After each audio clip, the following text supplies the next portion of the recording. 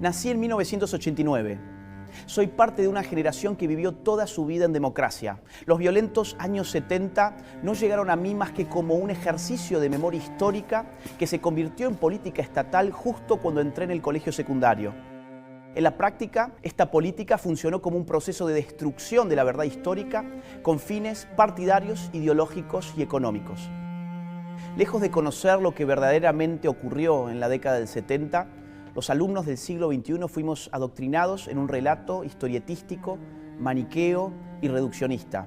Si la teoría de los dos demonios ya era en sí misma reduccionista, dado que le salvaba el pellejo a la casta política, responsable primero de impulsar el terrorismo y después de promover la represión ilegal, la primera década del siglo XXI conoció la teoría del demonio único. La teoría del demonio único dice más o menos así: el horror de la década del 70 empieza un 24 de marzo de 1976, día en que las Fuerzas Armadas encabezan un golpe de Estado, poniendo en marcha un plan de aniquilamiento de jóvenes idealistas que luchaban por un mundo mejor, dejando como saldo 30.000 desaparecidos. Esta era toda la historia que nos contaban en el colegio. Pero a mí algo no me cerraba. Me parecía que al relato le faltaban partes. Me parecía que la historia que me estaban vendiendo estaba sesgada e incompleta. Por eso, a mis 15 años, decidí empezar a investigar por mi propia cuenta. Accedí a numerosa bibliografía, recorrí hemerotecas y me entrevisté con protagonistas de la época, y así pude conocer mejor nuestro pasado. Mientras hacía esto, era notorio en el colegio que a la mayoría de mis profesores no les agradaba que un simple alumno pusiera en crisis la teoría del demonio único que ellos tanto se esforzaban por instalar. Recuerdo la incomodidad en sus rostros cuando les hacía preguntas que no podían o no querían responder. En una ocasión rompieron carteles de las víctimas del terrorismo que yo había llevado para que el resto de los alumnos no conocieran nada sobre estas víctimas. En otra ocasión llegaron a sugerirme que si no aguantaba el adoctrinamiento, me cambiara de colegio. Todo esto aumentaba en mí la pasión por la verdad histórica.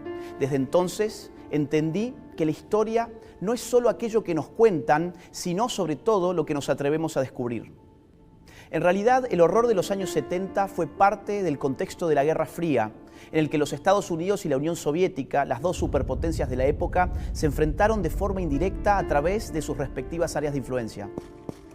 Nuestra América Latina, en particular, fue el escenario de conflictos armados internos entre organizaciones terroristas y guerrilleras que respondían a los ideales del socialismo, por un lado, y por otro lado, las Fuerzas Armadas de los respectivos países que protagonizaron golpes de Estado en toda la región.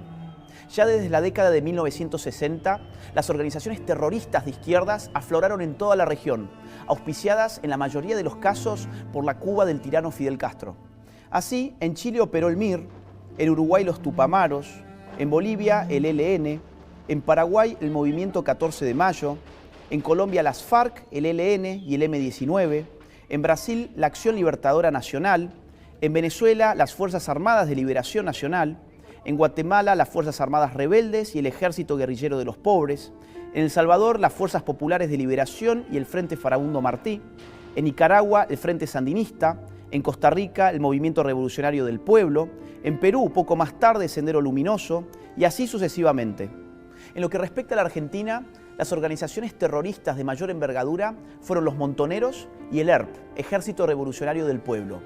Ambas fueron creadas varios años antes de 1976 y llevaron adelante los más horrendos crímenes y actos de terrorismo. En la sentencia del juicio de las juntas militares de 1985, se computó que las organizaciones terroristas cometieron entre 1969 y 1979 un total de 5.215 atentados explosivos, 1.052 atentados incendiarios, 1.748 secuestros, 1.501 asesinatos, 45 copamientos de unidades militares y policiales, 2.402 robos de armamentos, entre otros miles de atentados de naturaleza guerrillera y terrorista. En este contexto, en la misma sentencia se calculó que las organizaciones terroristas, en su momento de máximo apogeo, sumaban alrededor de 25.000 integrantes, de los cuales 15.000 eran combatientes. Más aún, dicho fallo judicial sostuvo que las organizaciones terroristas, cito, multiplicaron su accionar y produjeron, en el lapso posterior a la instauración del gobierno constitucional de 1973, la mayor parte de los hechos delictivos registrados estadísticamente para todo el periodo analizado. Es decir, las organizaciones terroristas llevaron adelante la mayor parte de sus atentados contra gobiernos democráticamente elegidos. Lo que pretendían era perpetrar su propio golpe de Estado para instalar en la Argentina un sistema de corte socialista a la fuerza asimilable a la Cuba castrista. Este ataque fue direccionado desde el extranjero. El apoyo cubano a los terroristas no fue solo ideológico, sino también logístico, económico y militar. Tanto Montoneros como el ERP enviaron cuadros a La Habana para recibir entrenamiento en tácticas de combate, sabotaje y guerra de guerrillas. De entre otros muchos, destaca el testimonio de Jorge Massetti, ex guerrillero del ERP, que en un libro autobiográfico contó su experiencia personal en los entrenamientos cubanos. Debía pasar 3 meses en una unidad militar especial. Me entregaron botas, un uniforme verde oliva y ropa interior del mismo color. Me advirtieron que no podría salir en los 3 meses que duraría el curso y que mis movimientos debían limitarse a 50 metros a la redonda del área que me sería asignada. En mi vida había visto tantos fierros juntos, pistolas, revólveres, fusiles, subametralladoras, ametralladoras pesadas, granadas y hasta bazucas y lanzacohetes, más un montón de cajas de municiones. Comenzamos con las clases teóricas: uso táctico, funcionamiento, alcance efectivo, arma y desarme de campaña, balística y otras cuestiones relacionadas con el tema. Para las clases prácticas iba al polígono y disparaba con todo tipo de armamento de infantería. También practicábamos el tiro en movimiento, de defensa y de atentado, a pie y desde un auto, inclusive el tiro con fusil desde una avioneta. Nada de esto se nos ha contado a quienes no vivimos los años 70. Fuimos empujados a ignorar esta parte crucial de nuestra historia simplemente porque no convenía a los mercaderes de la memoria a medias. Y lo que tampoco les convenía era contarnos que, según las mismas organizaciones terroristas, lo que atravesaba a la Argentina en la década del 70 era un verdadero estado de guerra revolucionaria. De esto no cabía la menor duda en el momento en que la historia tenía lugar. Por ejemplo, desde su revista El Combatiente, el líder del ERP, Mario Roberto Santucho, el 16 de octubre de 1974, en pleno gobierno constitucional, decía lo siguiente: en los comienzos de la generalización de la guerra civil, redoblaremos nuestros esfuerzos de organización y militancia revolucionaria. A su vez, en esa misma revista, el 24 de noviembre del mismo año, se publicaba un artículo titulado ¿Por qué estamos en un proceso de guerra?, donde se afirmaba: nuestro partido resolvió crear el ejército revolucionario, es decir, asumir uno de los aspectos de la lucha de clases, el de más alto nivel, la lucha armada, la guerra popular revolucionaria como estrategia de poder. La lucha será larga, sin cuartel, en la que no se puede dar la mínima concesión al enemigo, en la que el problema militar, el aniquilamiento del enemigo por parte de las fuerzas populares, adquiere una importancia fundamental. Como estos, existe otro centenar de ejemplos similares. En este primer mes de gobierno parlamentario no serán olvidados. Su ejemplo alentará y guiará a los miles y miles de revolucionarios que nuestro pueblo destacará a las primeras filas del combate actual por el camino de la guerra revolucionaria hacia el poder obrero y popular. Por su parte, Montoneros hacía lo propio a través de sus órganos de prensa. En septiembre de 1975, bajo un gobierno democráticamente elegido, la revista Evita Montonera afirmaba: esta guerra, como toda guerra, se rige por un principio básico y elemental: proteger las propias fuerzas y aniquilar las del enemigo. Montoneros siempre se definió como una organización político-militar. Pero emprender la lucha armada implicaba la eventualidad cierta de matar. No había demonios, había una guerra civil. El mismísimo Juan Domingo Perón, en una carta a Montoneros fechada en febrero de 1971, caracteriza como guerra revolucionaria lo que está ocurriendo en la República Argentina. Totalmente de acuerdo en cuanto afirman sobre la guerra revolucionaria. Es el concepto cabal de tal actividad beligerante. Han de comprender los que realizan la guerra revolucionaria que en esa guerra todo es lícito si la finalidad es conveniente. Ya en 1974, a través de otra carta, esta vez dirigida a los militares del Regimiento de Azul, que había sido atacado por los terroristas, Perón calificó a estos últimos como psicópatas, a los que hay que exterminar uno a uno para el bien de la República. Por cadena nacional, Perón habló a todos los argentinos y dijo que había que aniquilar cuanto antes este terrorismo criminal. El lenguaje bélico es patente. Mientras los hechos se desarrollaban, los protagonistas hablaban y actuaban sabiéndose parte de una guerra revolucionaria. Por eso, tras el retorno de la democracia, incluso en la sentencia del juicio a las juntas militares de 1985, se reconoció lo siguiente. En consideración a los múltiples antecedentes acopiados en este proceso y a las características que asumió el fenómeno terrorista en la República Argentina, cabe concluir que dentro de los criterios clasificatorios que se vienen de expresar, este se correspondió con el concepto de guerra revolucionaria. Sin embargo, los promotores de la teoría del demonio único han negado la existencia de una guerra en la Argentina de los 70. Para ello, han acusado a quienes describen como un conflicto bélico lo ocurrido en aquel periodo de intentar justificar los horrores cometidos por las Fuerzas Armadas. No obstante, la realidad es exactamente la opuesta. Quienes han negado la guerra revolucionaria lo han hecho con el propósito de borrar de la historia los horrores cometidos por las organizaciones terroristas y para eliminar de la memoria colectiva a sus víctimas. La historia debe contarse completa o se convierte en un instrumento de manipulación política. No hay tal cosa como una verdad a medias. La omisión de lo necesario es tan grave como la afirmación del error. Si borraron de la historia las atrocidades de las organizaciones terroristas, también se encargaron de ocultar el hecho de que los métodos ilegales de represión estatal comenzaron durante el gobierno democrático anterior al 24 de marzo de 1976. En efecto, durante la presidencia de Juan Domingo Perón, se creó y empezó a actuar la AAA, una organización paramilitar vinculada al gobierno que secuestró y asesinó a cerca de 500 personas. Además, en febrero y en octubre de 1975, el gobierno de María Estela Martínez de Perón ordenó, por medio de 2 decretos del Poder Ejecutivo, las operaciones militares y de seguridad que sean necesarias a los efectos de aniquilar el accionar de los elementos subversivos, primero en Tucumán, provincia dominada por el ERP, y luego en todo el país.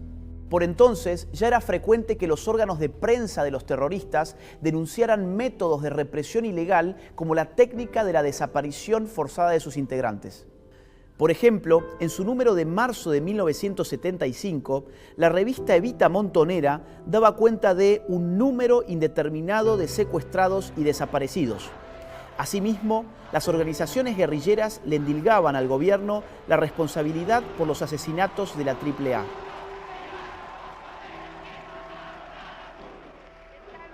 Hay que recordar que la CONADEP, la Comisión Nacional creada tras el retorno de la democracia para investigar la represión ilegal del Estado, contabilizó en su libro Nunca Más varios cientos de desaparecidos en los meses previos al 24 de marzo de 1976.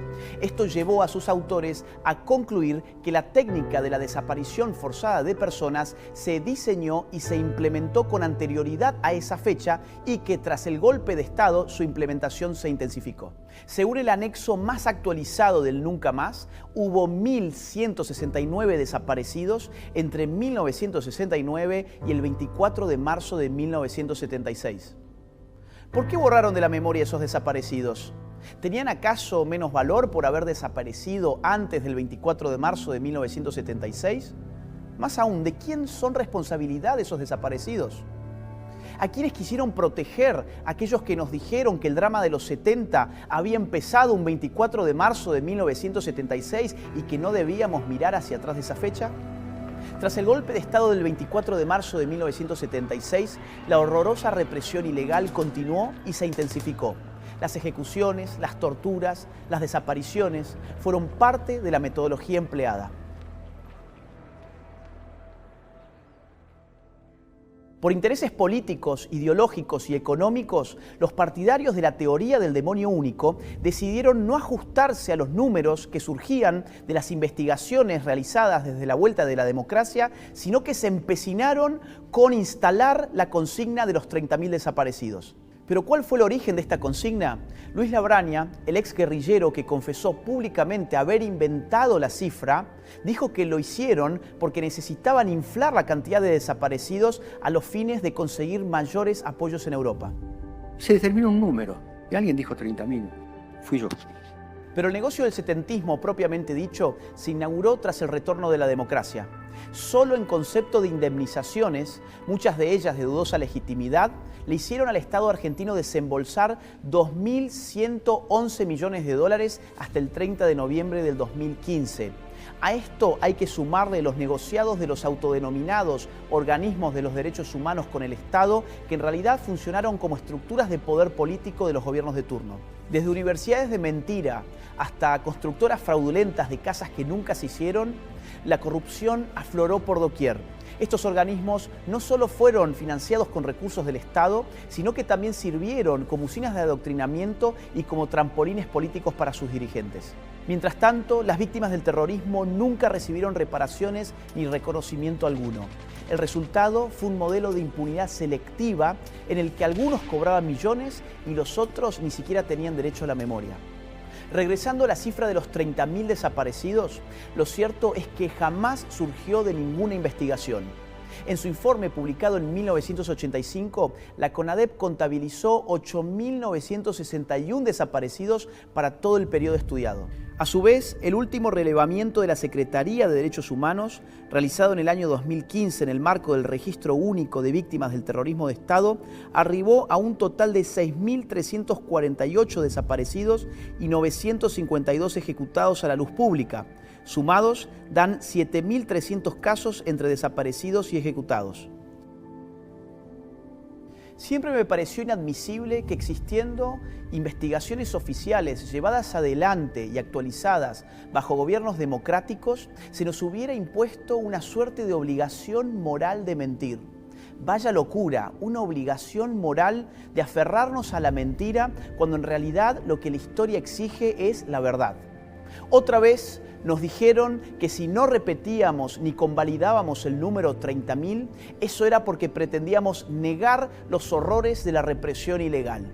Pero ¿a quién se le ocurrió que 8.961 o 7.300 no eran suficientes para dimensionar la magnitud de la violencia y del desastre? ¿A quién se le ocurrió que no eran suficientes para decir nunca más? ¿A quién se le ocurrió que esos números por sí solos no causaban escozor? La historia debe ser completa y rigurosa. No está bien borrar de un plumazo a las organizaciones terroristas con el fin de instalar la teoría del demonio único. No está bien ocultar la situación de guerra revolucionaria que vivía la Argentina de los años 70. No está bien disimular el hecho de que la represión ilegal y la técnica de desaparición de personas comenzaron antes del 24 de marzo de 1976. No está bien negar a las víctimas cuando son de un lado e inflarlas cuando son del otro. No está bien inventar cifras con propósitos efectistas. Las generaciones que no vivimos los años 70 queremos conocer la historia de manera completa, integral, respetuosa, sin revanchismos, sin anteojeras ideológicas y sin conveniencias políticas y económicas que la ensucien y la distorsionen.